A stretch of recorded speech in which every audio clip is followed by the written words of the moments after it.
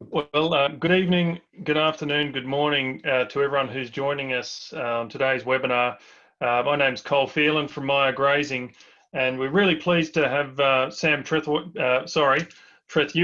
I should say. I've just been getting a lesson on how to say his name correctly, even though I've known him for a little while now. Sam Trethewey from Tasmania, from Tas Ag Co. Thanks for joining us, Sam. Mate, it's great to be here. It's really awesome to be a part of Champions of Grazing. Well, that's fantastic. It's great to have you here. Look, we don't want to muck around too much. We'll jump straight into it. We've got everyone for about half an hour, whatever day it is there for you around the world. We've got people joining us from all over Australia, New Zealand, South Africa, United States, Canada, I can see, Paraguay, Germany. It's really great to have you all with us. A little bit of housekeeping before we get going. Sorry about having an image of me on the screen while I'm here also in video, but that's the way it is. The run sheet for today is really to get up and going with Sam to tell us about his business model, how he's come to that business model, where he's going with it, what his background is. It's really quite a fascinating story. But before we jump in, just to let everyone know that start to flow through the questions. We've already had a couple of questions come through, Sam, prior to the webinar, which is great. But if anyone has any questions, just click on the little Q&A button down the bottom and start sending them through. And if we don't get to all the questions today, and usually we don't, because we've only got 5 or so minutes on that, Sam and I, we've already agreed we're going to catch up and run through any of those questions. And for people that have those questions unanswered, we'll make sure that you get a copy of the video with the Q&A session. But we'll get moving now. Sam, I'll just click over to this next slide here if my computer wants to play. Here we go. But I thought I just jumped into MaiaGrazing today, just as I thought I'd just jump into the map just to show people where you actually are, because we've got people from all over the world joining. So if I zoom out a little bit further, I've been using my graphic design skills today, and that's where you are. That's where you're coming from, just west of Launceston in northern Tasmania. Zoom out again. That's where we're at. That's where Sam's coming from, and I'm coming from a little bit further north on the mainland.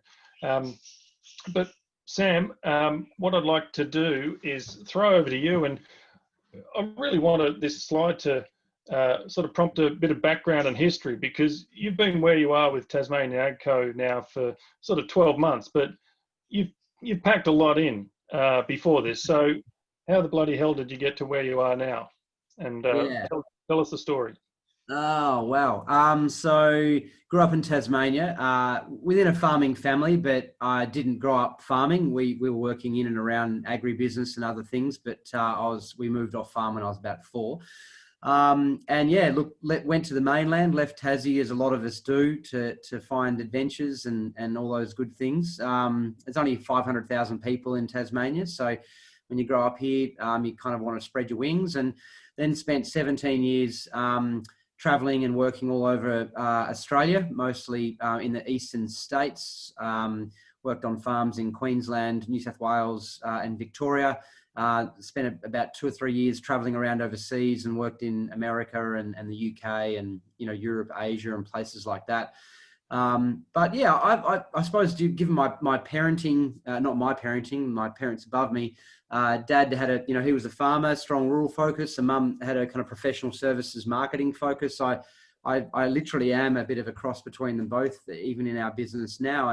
And my work history and career has shown that too. It's heavily skewed towards agriculture, but for years there, I'd swing like a pendulum from one. I'd go working in Melbourne in marketing, getting some really great experience on, consumer-facing brands, which is, I suppose, in part responsible for parts of our business that we have here today. But then I get sick of that. I used to get sick of the city people, and then I'd swing back round and go jackarooing up north in, up in the New England or wherever. And then I'd get sick of that. And then I'd swing back the other way. So I did that for a number of years, your 20s are always a mess. And it wasn't until I kind of got to my late 20s, about 30, I kind of worked out where I wanted to pursue, what I wanted to do in a way, and where I felt good. And I suppose here we are. And I think there's one or two things additional to that are worth expanding on a little bit. You've even I shouldn't say dabbled or played in a bit of journalism. You've also worked in some innovative space with early phase technology businesses, particularly within agriculture. And I'm sure that you've learnt a lot through all of that, sort of to bring yourself to here. And in a minute, we'll go into the business model of Tasmanian Agricultural Company. But do you want to just give us a moment or two on some of that work that you've done with early phase tech businesses, etc., and so forth in agriculture? Yeah, sure. So I suppose I was fortunate enough. My old man was always one, between him and an old riding instructor that I used to learn to ride horses on properly. As soon as I get comfortable on a horse, she'd rip me off it and put me on another horse, because anyone that's ridden lots of horses knows that they're all different. And the idea being is she never ever let me get comfortable, and she always kept me out of my comfort zone, which is when we all learn, right? When we feel uncomfortable is when we're in learning and growth phase. And my old man's much the same. As soon as I'd get used to one farm, he'd say, right, time to go and get on with another one. And as a result, I've worked in cotton, northern beef, southern beef, superfine wool, broadacre cropping, hay production, crocodile, macadamias, and a whole heap of other stuff. And so that's given me a really broad understanding of agricultural production and different supply chains and how that all works. But then, to your point, more recently, spent time in agribusiness, working with startups as well. So I founded Sprout X alongside the National Farmers Federation and Findex. We built out the first agtech accelerator program and platform, and a community around Australia for agtech startups to get access to capital, connect with talent, build out their businesses and things like that. And it also had done some writing for Fairfax Agriculture, and just been more broadly involved in agribusiness across Australia and New Zealand through a number of different programs and jobs and initiatives and stuff. So I suppose fast forward to today, it's funny looking back on my relatively short career. I'm only in my late 30s. It's pretty cool, everything that I've done, even standing around music festivals, handing out free whatever I used to, is when I was working in promotions in Melbourne.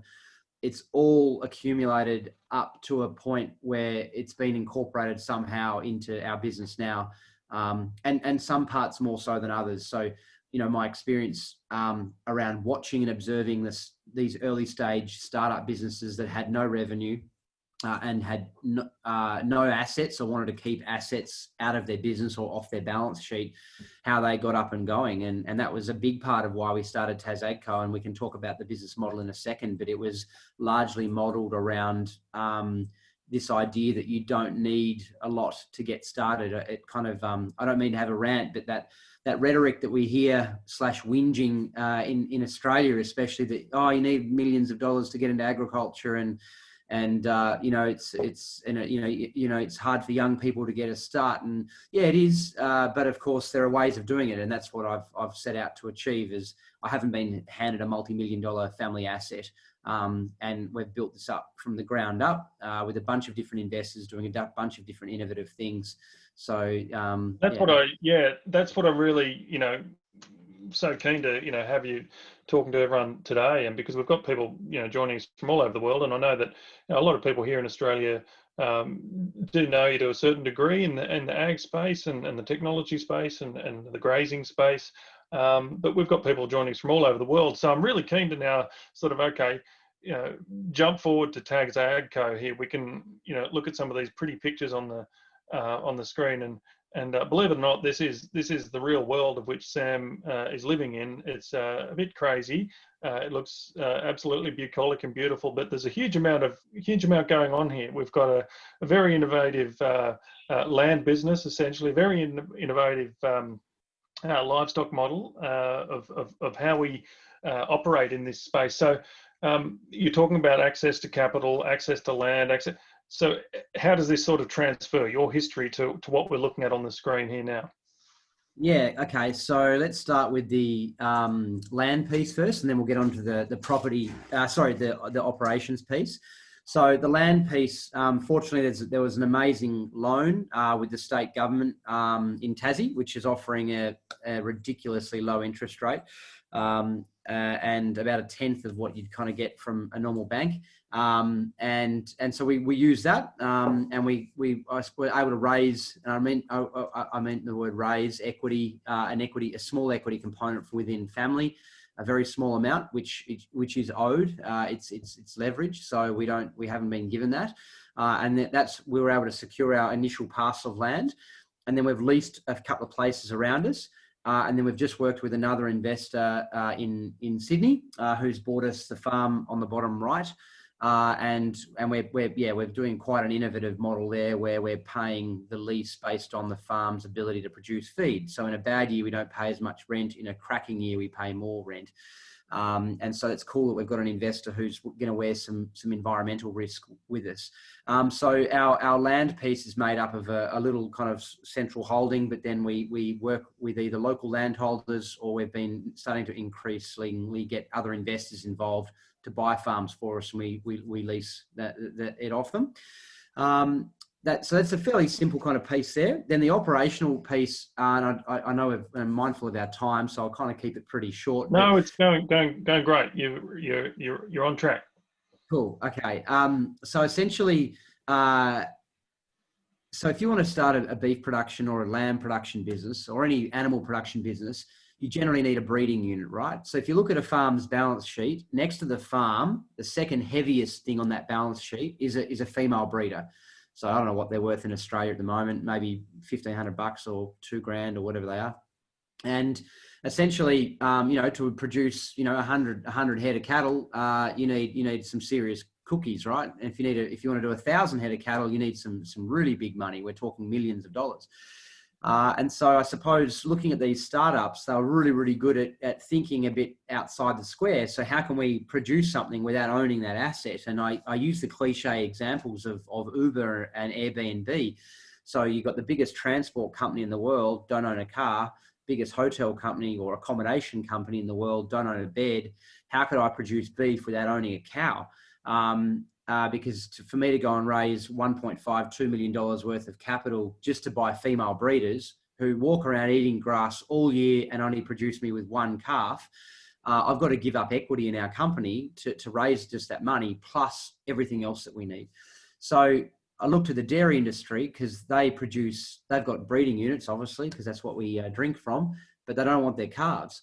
So all of a sudden, it was an opportunity for me to go offer them some genetics and buy those calves back under contract. So it was a bit of a win-win. The dairy farmers don't want their calves, or they don't want all of their calves.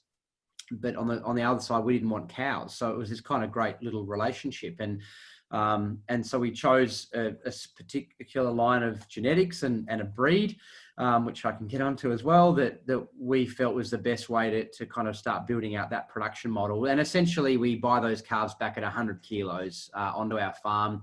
And so it's those farms that you can see there, and Mr. 31 on your left is essentially a dairy cross red Wagyu. We are basically a fattening operation. And just as a side note, we've set up our own little red or Wagyu stud, and my old man runs that, my father, and he basically breeds us our fresh bulls every year.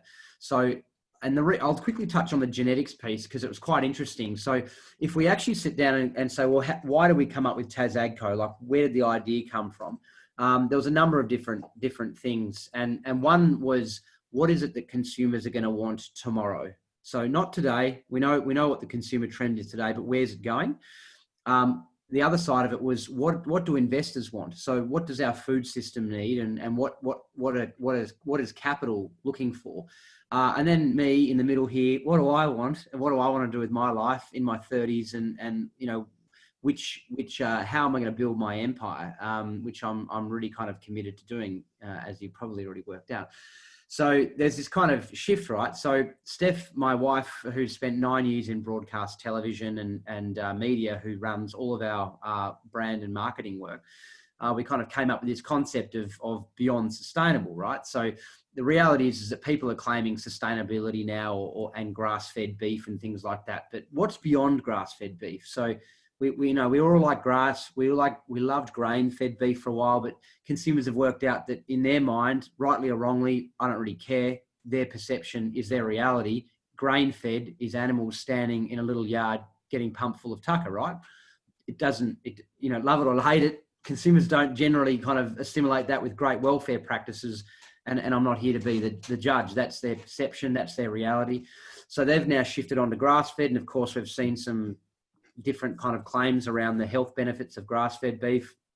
And then what's beyond that? And so that was kind of where we started looking. And then that's where we started looking at regenerative agriculture, which goes a lot deeper and wider than I would argue the conventional system does. We look at multi-species pastures. We look at reducing our synthetic inputs, not using pesticides, time control grazing, and a bunch of other stuff.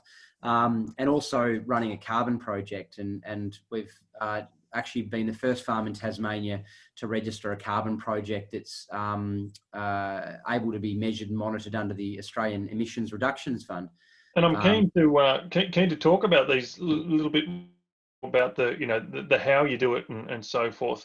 But just on the screen now, just through these, our graphic design department didn't put all these slides together, as probably everyone sort of worked out. I've done this, but just jumped into your Instagram and I threw these up because essentially you've got a vertically integrated beef supply chain. You've got a very innovative land side of the business, very innovative livestock side of the business. But essentially, you're talking directly to the consumers of tomorrow. Whether it be literally tomorrow or next week or next year, whenever the product actually is available. And so, you're doing the production side of things, but you're also doing the direct marketing side of things. I was speaking to a friend of mine earlier today, as I mentioned to you earlier, Sam, about with a vertically integrated business. And said, when we went into this game, we didn't realize how ugly the meat side of the business was going to be. How are you managing those sort of challenges going in?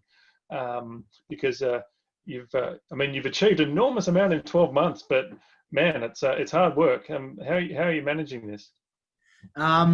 Yeah, look, it's huge, and I'm the vet, I'm the agronomist, I'm the meat guy, the meat person, I'm the everything at the moment, lawyer and bookkeeper, the whole lot.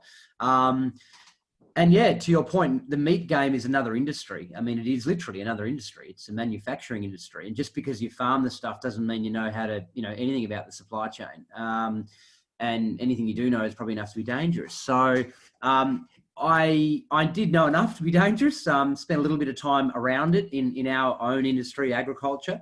We're fortunate enough to have been connected with I call him our meat guy. He's a 5th generation butcher. He spent most of his career in the top end, I suppose, meat kind of sphere in Australia.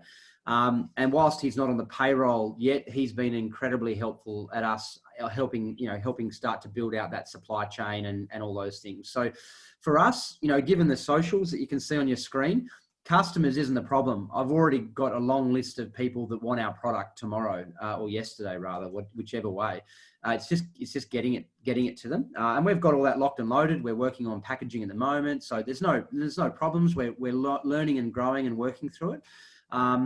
So yeah, I suppose embrace the complexity. Yeah, and look, Steph and I often sit down on a Friday night and say, "Jesus, it'd be nice. We can see it's just." Geez, it'd be nice to ring up the yards or sell them over the hooks and just produce a commodity. Like it's just, there's that element you can say, it would just make our lives so much simpler and so much easier. And, but I remember someone saying once to me, you're either a commodity thinker or you're not. And I'm not a commodity thinker. They actually frighten me. And so I know it's a tough job, but I wouldn't have it any other way. So, we're going into it. It's going really well. I think our biggest thing is actually the quality and consistency piece. So it's not selling the stuff, the supply chain we're getting through, the packaging. There's people that do that every day of the week.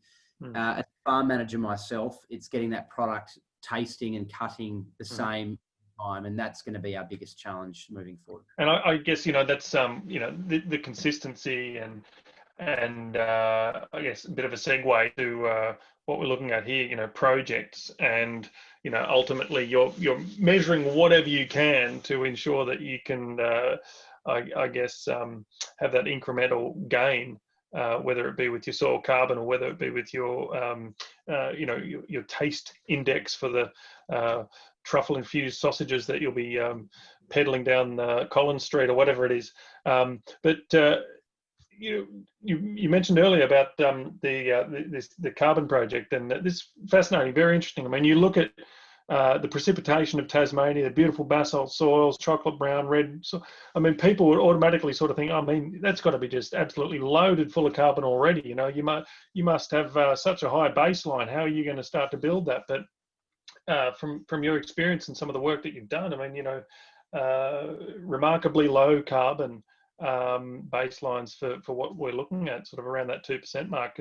Tell us a little bit about that, and then that combined with your grazing management and so forth. What things are you putting in place to ensure that you can be driven by your data decisions?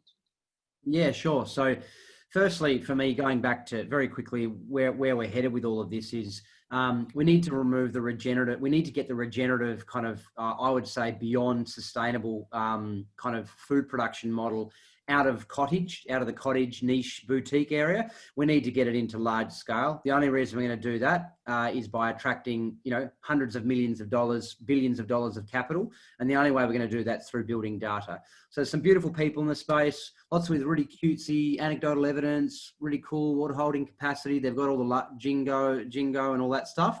They cannot show us the data. They cannot talk to me in kilos of beef produced per hectare using these systems.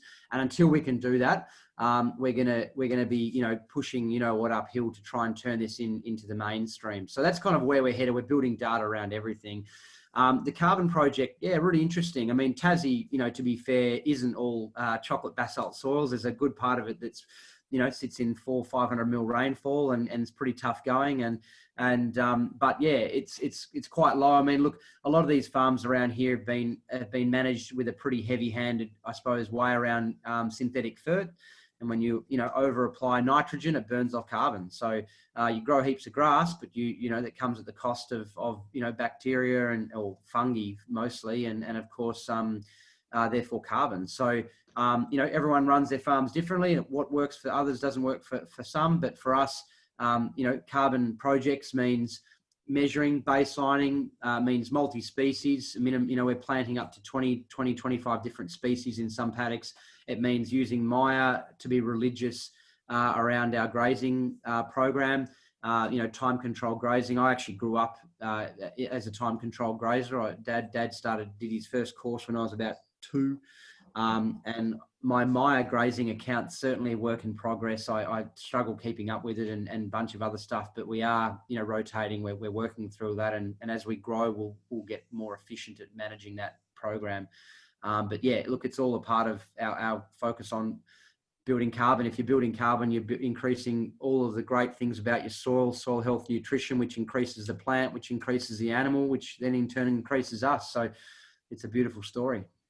It sure is. I think I'll just check on time there. We're sitting at 25 minutes past the hour. So before too long, we'll jump into a couple of questions which have come in. A few people have sent them in via email as well. So thank you. But with actually, I can sort of paraphrase a couple of questions that are really coming about, like where to from here, like scaling next, within sort of 12 months. And sure, it's taken a little bit longer than that to get where you are. I mean, this has been bubbling away in the back of your mind, consciously or subconsciously, for 3 years. I'd probably argue a lot more than that. It sort of just got to that point where it solidified 3 years ago. Like, where can you take this, do you believe? And how scalable is it? And what's your vision for Tas Ag Co 2030? Oh, it's a great question, and it's one I don't have a definitive answer to. I mean, the good thing about our beef business is I can just release more bulls or more semen, and we can significantly increase our production. So that's very easy for me to scale very, very quickly. So that's quite cool. I mean, we'd be looking at other protein down the track. We've potentially looked at doing, other commodities, other verticals as such. Could be something in horticulture, aquaculture. I suppose I see the opportunities as we can grow and build data around beef. We can do that with other, production enterprises. And who knows, we might be able to list Tas Ag Co on the stock exchange one day. We might get in some enormous amount of private equity from probably from overseas or domestically in Australia, and start to really grow and scale this and turn it into a big food business. That's kind of where we're headed. How we do it and where we go and what's next, I'm not quite sure, but that's my intention. I'm only young, and I've got an enormous amount of energy, and I'm really excited to see how this goes. Yeah, absolutely. Charles Jr. and Charles, I think I know who you are. Thanks for sending me this one on text message. Far out. You're not making it easy on me. I'm getting questions on email, text message, WhatsApp. But anyway, that's the way it goes. But Charles, South Dakota, how is your from turning into product that can be consumed? I'm not exactly sure when things hit the shelves or whatever, but what do you envisage of the potential slaughterhouse constraints, if any, in Tasmania where you are? Like, how's that side of the business going to be working in terms of service kills at abattoirs, or just, So the short to medium term, we're kind of all sorted. We've got a partner who's going to be working with us and doing a contract kill. And so that's really exciting. So we're all sorted. It's a pretty small market. Like, there's been a massive amount of consolidation in Tassie, as there has been everywhere around, I would argue, the world, but especially Australia. So, there's not many places. We can't get an export approved contract kill in Tasmania. Look, the big boys are here. You know who they are. They're here doing their thing. There's a couple of independents that we can work with. But who knows? Money for us isn't a problem. I know that sounds really cocky, but there is so much money out there, and money is so cheap, and there's just so much opportunity. So as far as getting cash to build a new abattoir, maybe just for us or doing other things in the future, that's just going to come down to time and I suppose capability, not so much capacity.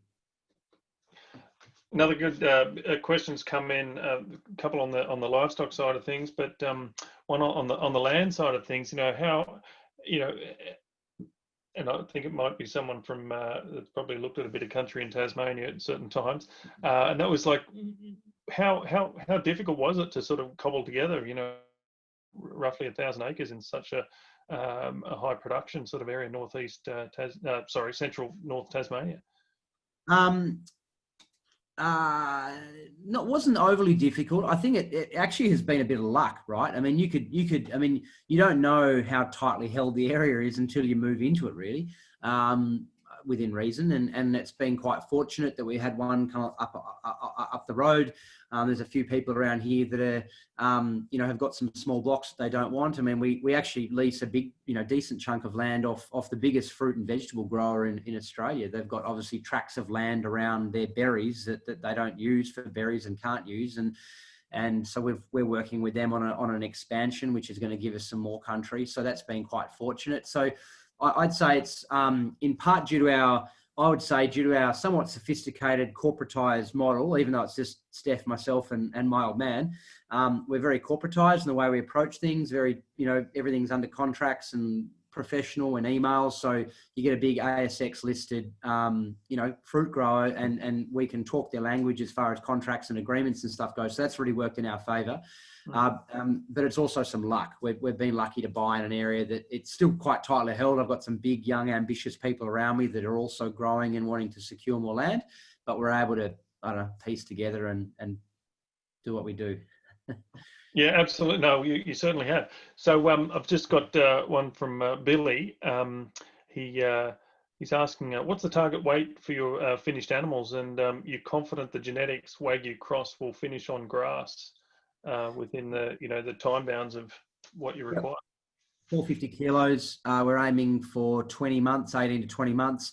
The red Wagyus aren't particularly popular because they don't apparently go so well on grain. They're actually genetically unrelated to a black Wagyu. They are actually not related at all. They just got called a Wagyu when they got brought into Australia.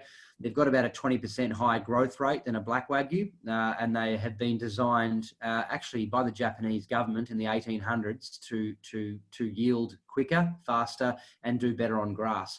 So without opening up Pandora's box, when we said, what does a customer want?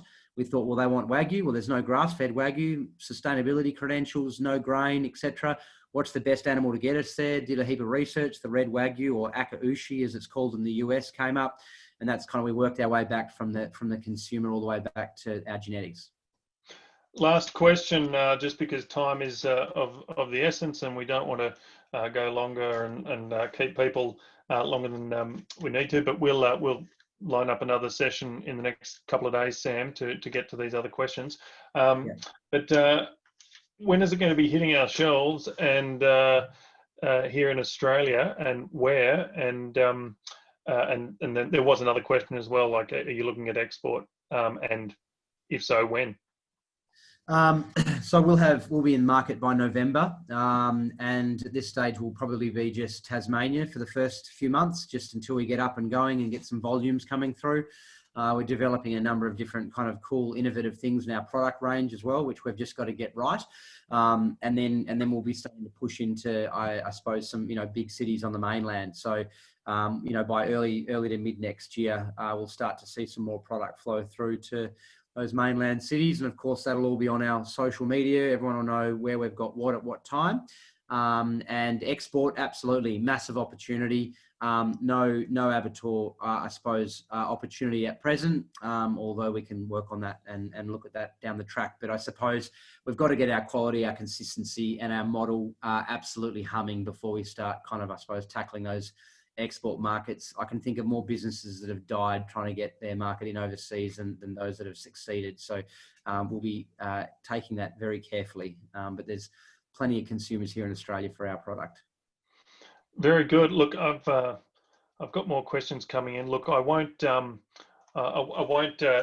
take any more now. We'll run that session in a couple of days. Everyone who's on the call, you'll get the follow up with a few of those questions addressed. But look, I'd really like to thank you, Sam, for joining us today. I think it's really great. Like, in this series we've had some really serious innovators who are specifically innovative with their grazing, or specifically innovative with their marketing, specifically innovative with their holistic thinking about how they manage their business. But fantastic to have you about looking at the innovation, the whole business model, the land side business model, the animal side, and also the direct marketing and so forth, as well as the environmental dividends, and seeing it as all wrapping in together. It's fantastic.